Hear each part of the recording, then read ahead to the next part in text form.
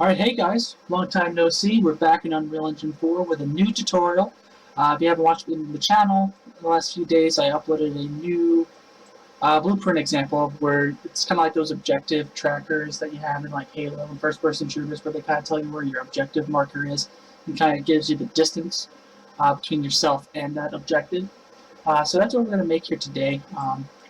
This kind of came out of nowhere. I was looking into random things to make a blueprint, and they have a really good example in this in the content examples that you can get by default with Unreal Engine 4.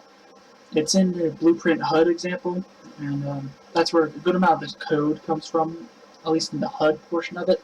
But what this will do in different, in different things here, is that it's going to allow you to make multiple markers at one time. So, for example, if we jump in right now, we have these two markers here, we have a marker here, and they all track themselves independently. Nothing really happens when you go near them, but eventually I'll show you how to make it so the objectives change too. So that's what we're going to work on, and what it comprises of is textures for the marker, the material for the marker, and then 4 blueprints: a game mode, a HUD interface, an objective actor blueprint, and then a HUD blueprint. So that's all it really takes to make this.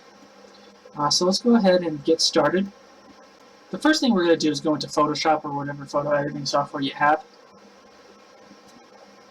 And we're going to make our textures. So let's go ahead and create a new one. I made these 1024 by 1024, decently sized textures here. I'm just going to name this T objective marker.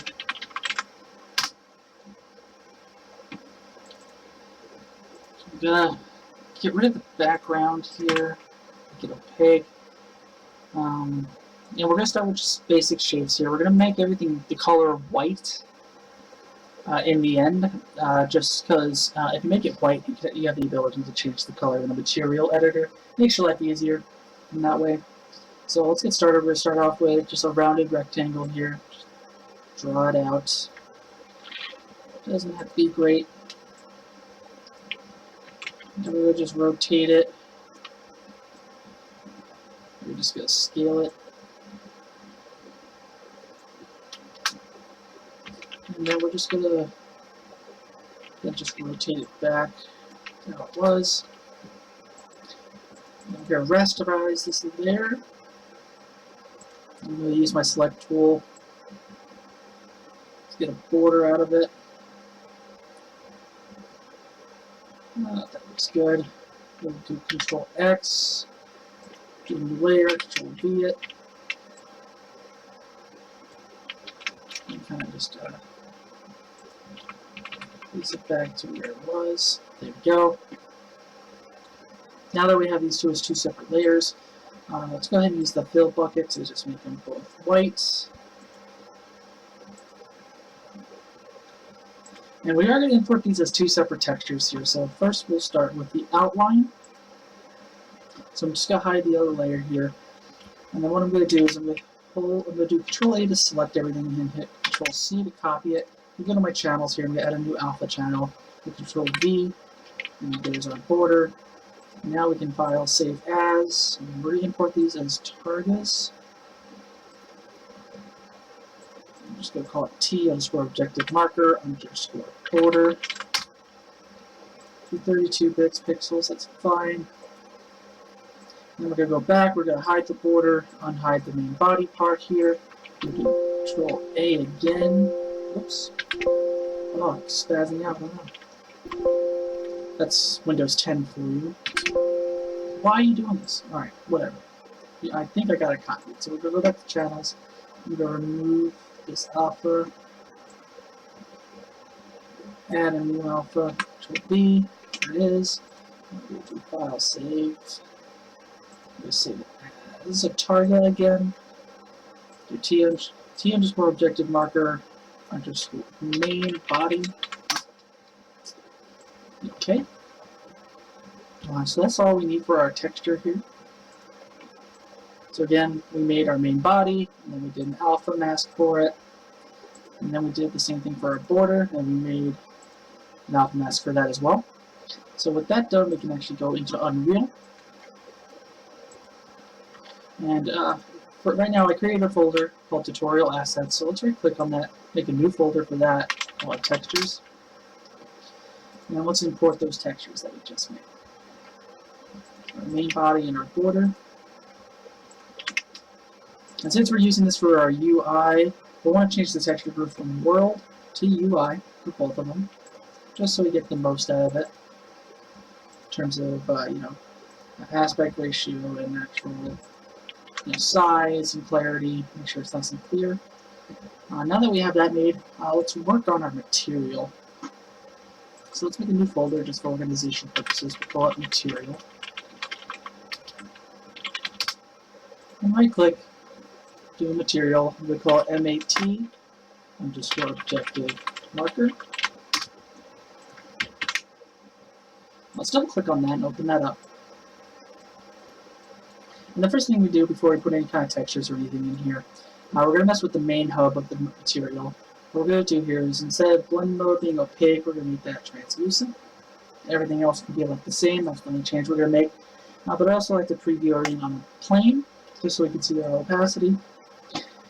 And just to make sure our material is as versatile as possible in case you guys want to change any colors or anything, I'll show you how to make vector parameters and scalar parameters for opacity, just so you know how to do it, just to make this material as flexible as possible. So let's first start by importing our textures. So let's go back to our content browser. Start with the main body. So let's select that. With that selected in the content browser, we can just hold the T key down and just left click. Brings in a texture sample with that texture. And then let's go ahead and create a vector parameter. So right click and just type in vector param. Give it a vector parameter. Let's just name this main body color. And for right now, we're just going to leave that black. We don't want to change that or anything. What we're going to do, we're going to take the alpha channel and we're going to multiply it by the RGBA of our new vector parameter that we just made. And we can do that in any order we want, but just for organization, we'll do that to B and we'll do that to A. And before we move forward with this, let's go ahead and create the other texture parameter. So let's grab our border from the content browser, and then holding down the T key, we can left click again. Let's give this a vector parameter too, so we can just copy and paste the other one we had. Let's just name this border color. And for mine, I made this like a very, very bright blue, which is fine for us. And we're going to do the same thing as we did up here. We're going to take a multiply. And, multiply the RGBA of our border color. And we're going to multiply that by our alpha. Let's move these guys back a little bit.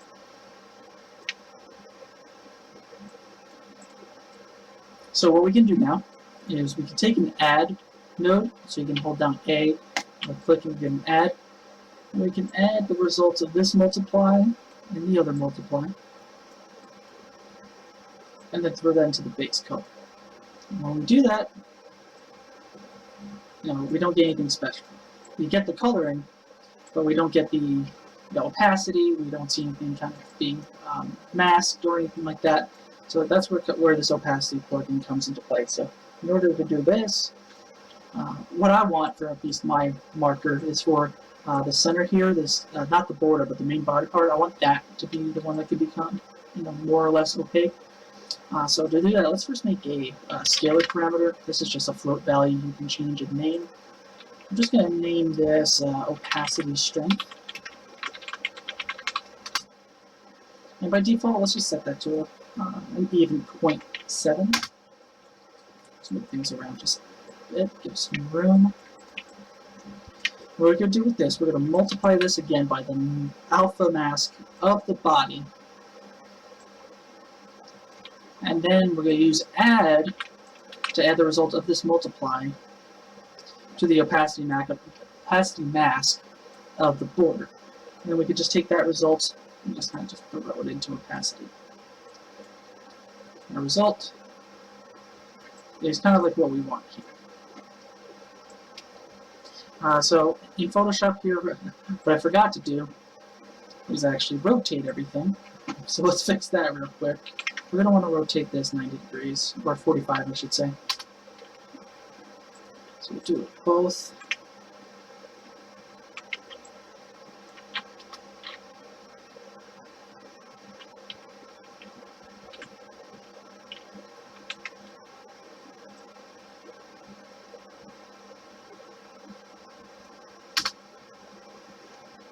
Okay.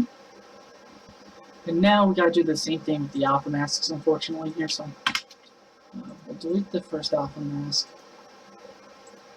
So we'll start off with the, whoops, I think I deleted that one.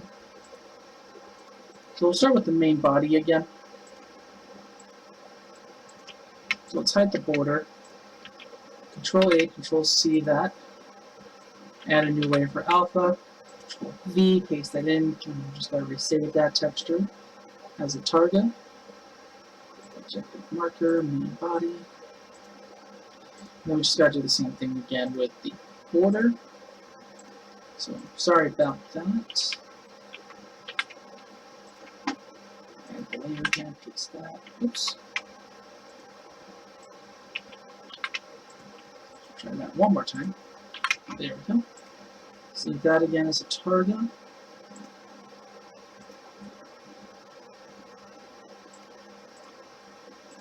we go. Now we can go back to our dark content browser and just right click on each one and tell it to re-import. Easy as that.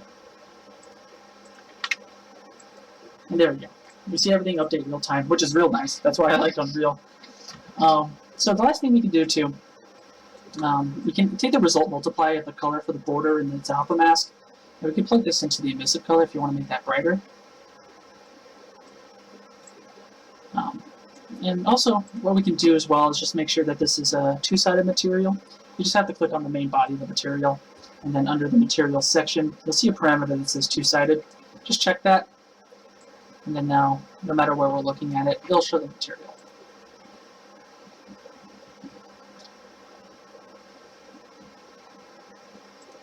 So now that the material is done, we can actually get into the meat and potatoes of the blueprints.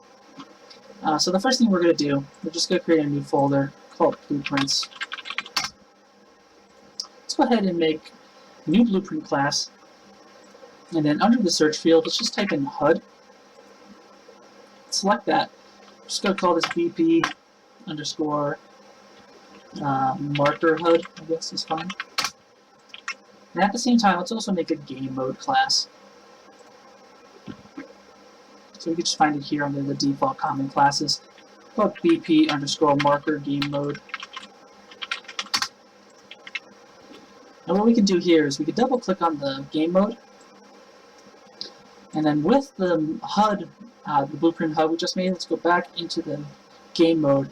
And under HUD class, let's just set this to BP marker HUD. File and save that.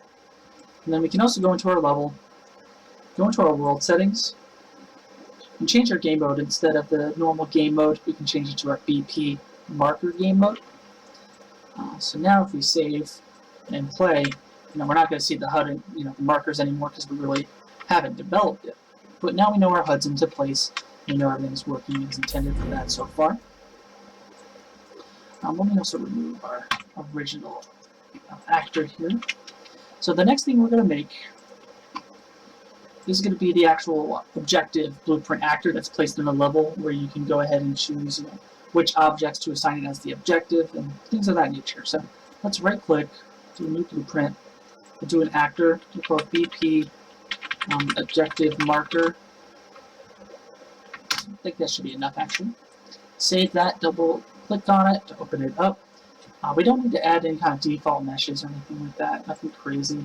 All we really need to do is go into our event graph, and under event begin play, this is where we're going to actually have the main portion of our, the logic. The only thing we're going to do right now is we're going to make a new variable. It's going to be an actor variable, so let's hit the new variable. And we'll name this objective. And then we'll change its variable type, just search for actor. and we're going to make it editable, and then we're also going to hit this grid to make it an array. So we're going to control save that. Now we've got our variable in place. So now what we can do is we're going to create what's called a HUD interface. So to make that, we're going to right click. We're going to go to, I believe it's under blueprints, yes, and then blueprint interface.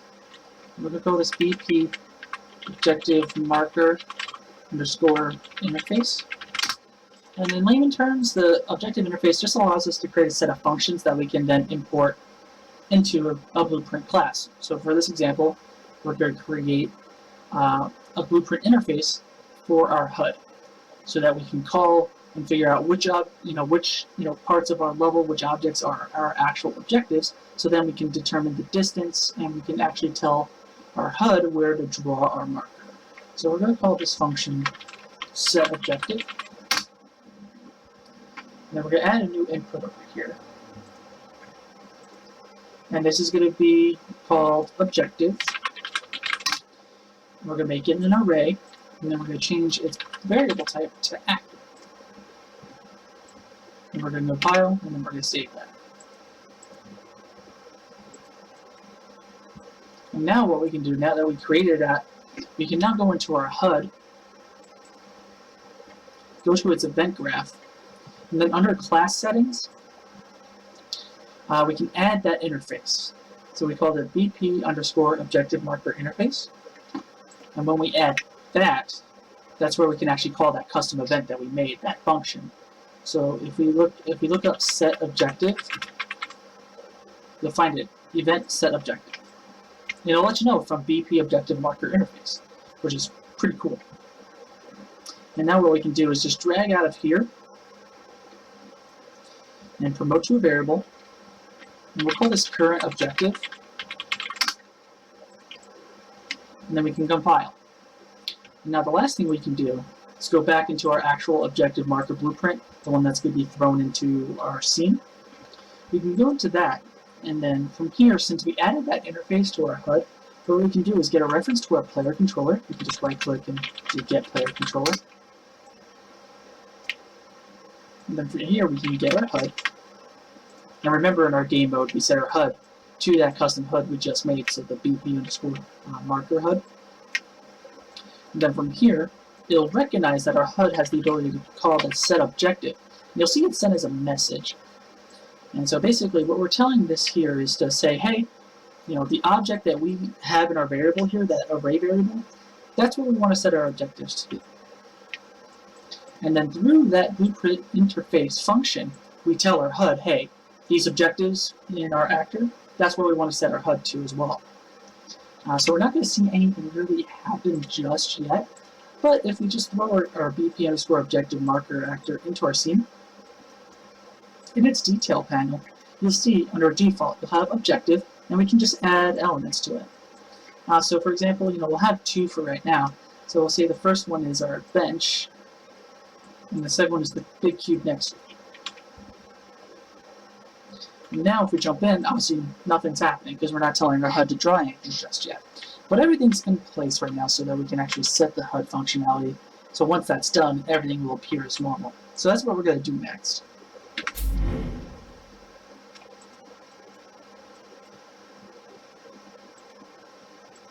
Alright, now that we're in our HUD, if you haven't worked with HUDs before, the most important event that we need to add here is the event receive draw HUD. This basically says, hey, we want to draw the HUD. Let's draw the HUD. It's ran on every tick, so it's getting called every frame. So the first thing we're going to do is we're going to create a for each loop. We're going to connect that, and it's going to ask for an array. So that's where our current objective array is going to come in. So let's drag that out and connect it there. And that's all we're going to do for right now for that, because the next set of logic is going to be for actually drawing our HUD. This code is directly from the BP HUD, from the actual Unreal Engine, I guess, blueprint examples, the content examples that you can download. So I'll explain it along the way, since it's a little confusing. So the first thing we really need to kind of take care of is, if you'll notice from before, if I change my game mode back to BP game mode, you'll notice that we're measuring the objective and we see the distance in meters. So we're going to figure out how to get that distance. So to get that distance, we really need to take the difference between the player's location and the objective actor location. So to start that off, let's right click, let's get player pawn. And then from the pawn we can get actor location. And then now we kind of have to ask ourselves, hey, what's the other object that we're doing? So that's where we need to get back to our for each loop. For each array element, we want to get that actor's location. So we can pull from that and to get actor location. And then we can subtract these vectors.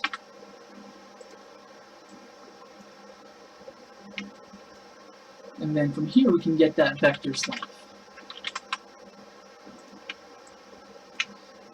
And the last thing we really need to do is take this result and divide it by 100, just so we can get things in meters, as it would, just the way that the world settings work with world to meters is 100. So we just need to divide that by 100 to get the result that we want. And to keep things whole, we can take this float result and use the round function to just convert that to an integer so that it's a whole number. And then in order to display anything as text, we do need to convert things to strings. So to do that, let's just pull from our integer, and let's do convert to string. We can actually just write to string, I believe. So here's our variable set from an integer to a string. And then what we can do, we can take what's called an append, and not the array one, the string function one, and these basically add these two different strings together. So the first thing we're going to have is just a semicolon, and then our number. And then we're going to take the return value. We can add pins and everything like that to this if we really wanted to, but just for clarity, we'll make them separate append nodes. So we'll pull from this, do another append. And so whatever is in A is going to come before B. So right now what we have is semicolon, then our number, and then after the number, that's the A. So the B is going to be after the number as well. So we're going to make this a lowercase m to show meters. Now the last thing we need to do, again, we'll make one last append. And then we're going to plug this result into B so that whatever we put into A comes before it. So we want the word objective. So how this will read is objective, semicolon, our number, and then m for meters. So now what we can do, now let's just make this as organized as possible at this point. So we'll put this one on top and this one on bottom, just so it reads from top to bottom the right way. And let's move these guys. Be careful not to grab things you don't need. And now what we're going to do, we're going to take this text, we're going to call a function called getTextSize. And that way we can set the scale, we can set the font type. And what we want the font type to be is what's called robo distance field. And in order to see that, we need to show engine content. And here it is, distance robo field. You'll see it, the second one from the top. We're going to leave the scale alone. We're not going to touch anything like that. And the target's going to be itself. And now what we're going to do is we're going to set up some logic here so that the HUD elements, like the objective and the text and everything, and the marker, we're going to set up logic so that it only shows if it's in front of the player or like on screen. To do that, we're going to need a branch. We're going to connect that to loop body because we want this to do this for every single element. And now before we connect anything to the branch, we need to set up some logic for the conditions there. So in order to determine if the player is in front of the actual marker, we need to take the location of the object in 3D space. So in this instance, our couch or the bench, and then our large square, the ones that we set it to by default, we need to get those actors' locations from 3D space and project that into our HUD's 2D space. Luckily, there's a node that does that. So we're going to get the actor location from our target, which is from the array elements for our current objective. We're going to pull that and then look for project. And if you read it, all it does is it transforms a 3D world space vector into a 2D set of screen coordinates. And then we're going to break this vector. And then to determine if it's in front of us, we're going to use the Z direction, which is forward in our case, because for 2D, for HUD, X is left and right, Y is up and down, and Z is still going to be going forward or backward in 3D space. So we're going to break that so we can get each individual axis here. And we're going to pull from the Z, and we're going to check to see if it's greater than 0. And that's our condition. Now to actually draw the text that we have here, we need to use what's called a draw text node.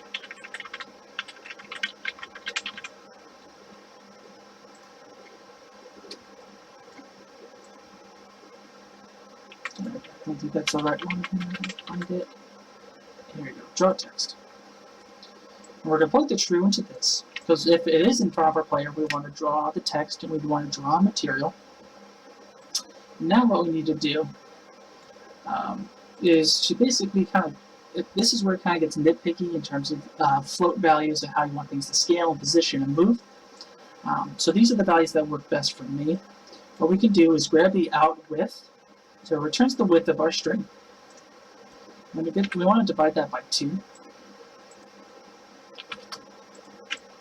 just so we get the center of it. And then what we're going to do here is grab the X position of our actor,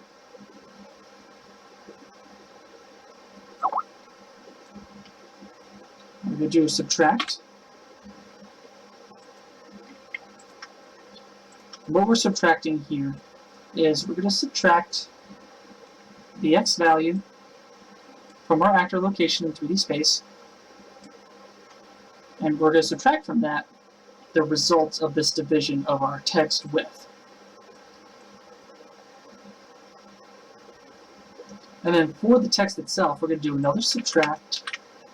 We're going to subtract this result. Actually, no, we're going to add to it. Let's do an add. And let's add 30 to it. And then this result is going to be our screen X position. Now for our Y position, it's going to be much less confusing in terms of the math. From our Y here, we're going to subtract. We're going to subtract this by 100. And then we're going to put this as a result of our screen Y for our text. Now there's a couple other parameters that we need to mess with. For instance, scale, 0.5 works best for me.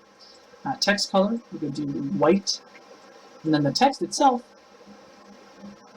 is going to be the end result of all of our appends here. So the return value after objective is going into our text. So if we hit compile and save, we should see the word objective in our distance for each one here. Or now, let's see what we did.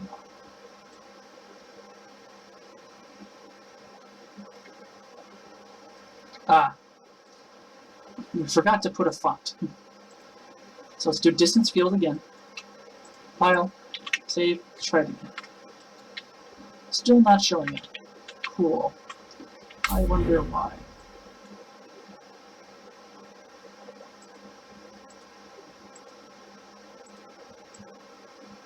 Never fun when this doesn't work the first time. Let's try troubleshoot. Don't mind this. Okay. Well, let's first add our material too while we're at it. So let's just add the node called draw material. And we'll do a simple. And then the material is the one that we made earlier. So let's go to our content browser. Let's go to materials, select that, add that in. For our scale, I found that 0.175 works best. Now screen X, this is where we're going to need to do more math here. So we're going to take the result of this subtraction here. So the subtraction from the X location of our object divided by 2, this subtraction result right here. We're going to do another subtraction, or actually we're going to do another add. We're going to add 50. And that's going to be our screen X. Our screen Y. It's going to be almost similar here. We're going to take the Y value here. We're going to actually subtract it by 85 instead. And we're going to plug that in. And then for screen width and screen height, 256 by 256 work best. Okay, so let's try this again. See if anything shows up. Still nothing. Okay, so I feel stupid. I figured out what was wrong. It was in our BP_ objective marker, the blueprint actor that's thrown into the scene. When I did the set objective, this wouldn't happen to you, but because you only have the one, but because I have 2 versions of these, I was using the wrong blueprint interface, so that's why it wasn't showing up. So everything was correct in terms of the HUD's code. That's all where it needs to be. Just make sure if you do have multiple blueprint interfaces that you're using the right one. So now when we play, we have our objective shown. And I do have a debug in there from when I was trying to figure out what was going on, so we get that out of there. But now we can go into our blueprint that's in the scene. It's still a ball. We have an objective list. We can add elements to it. So we can add the cube. We can add this cube. You can do whatever you want. And when you play, you see them all displaying independently. So that's going to be the end of that. So just for, I guess, future kind of discovery, I guess, what we can do as well is let's remove all our elements. Let's only add one element. We'll start with the couch or bench, whatever they're calling it. So then when we jump in, we have the objective. But let's set it so once you reach the objective changes. So what we can do here is grab a box trigger, just scale it. Scale it to an appropriate size that you feel fit for an area. And then let's go into the actual level blueprint. So let's hit blueprints at top, do open level blueprint. Now with the trigger selected, let's go into our level blueprint. Let's right click. Let's do add event for trigger 1, collision, add on actor begin overlap. And then what we can do is grab our blueprint, grab a reference to that, get our objective list. Since it's a list, at this point we would need to clear it so that everything's removed. So now if we go back in and play, we'll see the marker, but once we touch the trigger, it'll disappear. Or not. Guess not. Let's see. Let's see what different types of array-based ones do we have.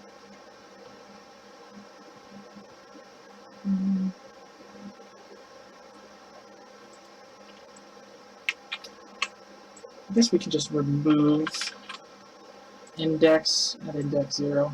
It should do it.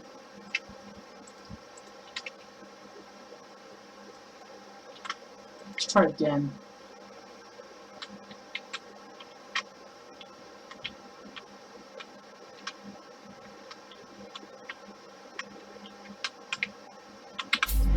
Don't know why that's not emptying out. I guess another way we can try here is set array element. You can set index 0, and the item can just be this large cube. So let's grab a reference to that, throw it in. So let's see now if we touch this trigger if the marker will change.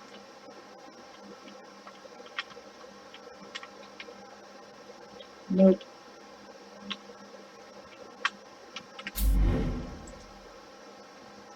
I think I know why.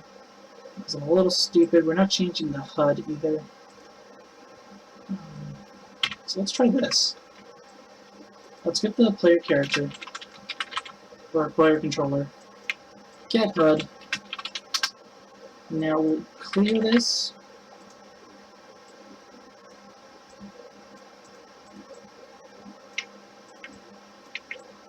And then we'll do a set objective. Let's make sure we choose the right one, which is the marker interface. And we'll put the array in. Let's see if that clears it. Let's hope. Yay! We did it! Okay, so the thing that we were missing is the fact that we had to set the objective, like I forgot. So now that we cleared it, what we can do is before we set the objective, we can add an item to our array. Instead of the large cube, let's choose a random one over here. Let's grab that. Right click, create a reference, plug that in, and now we can set the objective. And back to our objective list. So let's see if that works. So we're over here, come here. Oh, it's gone. Where did it go? There it is. Yeah! Bam, bam, bam. Okay, so that's how you do that. So that's just additional learning and kind of different things you can do with this blueprint. So I hope you learned a lot. I know I did. Sorry about the confusion from before where I wasn't sure what was happening, so apologize for that, but hopefully everything's clear in the end. So just to recap, what we did is obviously we have our content, we have our two textures, we have our material, and then the main blueprints that we have are our game mode, so that we have our HUD, and then we actually have our objective marker, the blueprint actor that's thrown in the level, and all it does is that it gets, it allows us to set the objective using the objective list variable that we are able to edit in the blueprint itself. So over here in our objective list. And then we have a blueprint interface, which again, it allows you to create a set of functions that you can arbitrarily use for any blueprint that you add that interface into. In this case, it's going to be your HUD. And in here we have our set objective. And we're always setting our objective list to use in our HUD. So in our HUD, we went to class settings. We added in that marker interface. And then because we added that interface, we can add in the event set objective.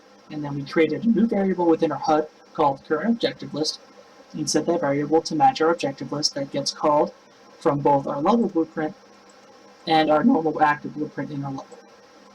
And then from there, we created that for loop. We get each array element, we get its location, we project it to a 2D space, and then we use that information to basically display text, to show our objective and our distance, and to show our material. So that's it for this tutorial, guys. Again, I hope you learned a lot. I'm glad I'm back. I hope you enjoyed these videos, and I'll see you on the next one. Hey guys, thanks for watching this tutorial. I appreciate it, and I'm back with more tutorials and blueprint examples. I know I've been on a hiatus for a little bit of time, doing a couple things like playing Ori and the Blind Forest, doing speed builds, but I've also been working towards Aquanauts and other projects and stuff like that. And hopefully soon I'm going to have big announcements for the channel, for myself, for everyone to know, so I can't wait to tell you guys that. But again, I want to say thanks for watching, thanks for subscribing, thanks for watching, thanks for sharing, thanks for commenting, and thanks for being a part of the community for game development, and I'll see you guys in the next one. See you!